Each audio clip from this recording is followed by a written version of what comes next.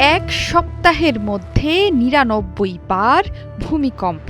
চরম উত্তেজনার মধ্যে মাটির নিচে কি করছে ইরান? সাম্প্রতিক সময়ে অস্থিরতার নিরিখে ইরানে এতবার ভূমিকম্প ভাবিয়ে তুলছে সমর বিশেষজ্ঞদের। তবে কি মাটির নিচে বড় কোনো কিছু পরীক্ষা করছে আয়াতুল্লাহ খামেনির বাহিনী? তেহরান বিশ্ববিদ্যালয়ের ভূপদার্থবিদ্যা ইনস্টিটিউটের ভূতাত্ত্বিক নেটওয়ার্ক বলছে ১০ থেকে ১৬ জানুয়ারি পর্যন্ত এক সপ্তাহে দেশ জুড়ে রেকর্ড হয়েছে ৯৯টি ভূমিকম্প।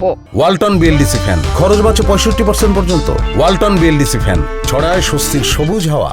ইরান ভূমিকম্প প্রবণ অঞ্চলে অবস্থান করলেও এক সপ্তাহের মধ্যে ৯৯টি ভূমিকম্পে তৈরি হয়েছে কৌতূহল। ইরানের মিসাইল সহ বেশিরভাগ অস্ত্র পরীক্ষাগার মাটির নিচে। এমনকি অতীতেও ইরান বহুবার ভূগর্ভে অস্ত্র পরীক্ষা চালিয়েছে। পশ্চিমা নিষেধাজ্ঞা সত্ত্বেও দীর্ঘদিন ধরেই পরমাণু অস্ত্র তৈরির চেষ্টা করছে তেহরান। গত জুনে ইরান ইসরায়েল যুদ্ধে বাংকার বাস্টার দিয়ে ইরানের পরমাণু কর্মসূচি ধ্বংসের খবর দিয়েছিল মার্কিন যুক্তরাষ্ট্র। কিন্তু ইরান প্রতিক্রিয়ায় বলেছিল এসব স্থাপনায় যৎসামান্য ক্ষতিগ্রস্ত হয়েছে। এক সপ্তাহের মধ্যে প্রায় ১০০ ভূমিকম্পে ইরানের পরমাণু কর্মসূচি নিয়ে আবারও জল্পনা কল্পনা শুরু হয়েছে। ইস্পাহানের ভূমিকম্প নিয়েও চলছে জোর আলোচনা। এর আগে ইস্পাহানের পরমাণু কেন্দ্রে হামলা চালায় যুক্তরাষ্ট্র। পরিসংখ্যান বলছে দেশে ৩-এর চেয়ে কম মাত্রার ৭২টি ভূমিকম্প, ৩ থেকে ৪ মাত্রার ২১টি ভূমিকম্প, ৪ থেকে ৫ মাত্রার ৫টি ভূমিকম্প এবং ৫ থেকে ৬ মাত্রার ১টি ভূমিকম্প হয়েছে। সবচেয়ে বেশি ভূমিকম্প হয়েছে খুজেস্তানে, সেখানে ১৮টি ভূমিকম্প হয়েছে। ইয়াজদেতে আঘাত এনেছে ১৩টি ভূমিকম্প। এছাড়া ফার্স, কেরমান, দক্ষিণ খোরাসান এবং ইস্পাহানে ৭টি করে ভূমিকম্প অনুভূত হয়েছে।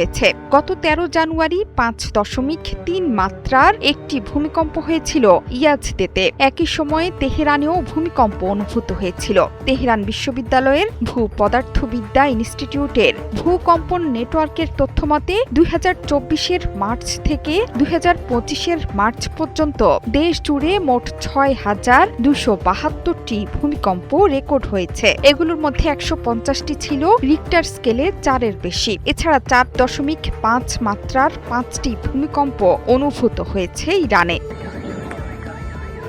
ইরানের ক্ষমতার পালাবদল ঘটাতে উঠে পড়ে লেগেছে মার্কিন যুক্তরাষ্ট্র। ইরানও পশ্চিমা হুমকির জবাব দিতে জোর প্রস্তুতি নিচ্ছে। ইরানের ওপর কঠিন আঘাত হানতে এর মধ্যেই মধ্যপ্রাচ্যে অবস্থান করছে মার্কিন রণতরী ইউএসএস রুজভেল্ট। এছাড়া মার্কিন রণতরী Abraham Lincoln guided missile destroyer সহ এক বিশাল নৌবহর যাচ্ছে ইরানের দিকে। এছাড়া মধ্যপ্রাচ্যে আরও বাড়তি আকাশ সুরক্ষা ব্যবস্থা স্থাপনের কথাও বিবেচনা করছে যুক্তরাষ্ট্র। এতে করে এই অঞ্চলে যুক্তরাষ্ট্রের ঘাঁটিগুলোর ওপর ইরানের সম্ভাব্য হামলা প্রতিরোধে বড় ভূমিকা রাখবে এই অঞ্চলে মার্কিন সামরিক উপস্থিতি।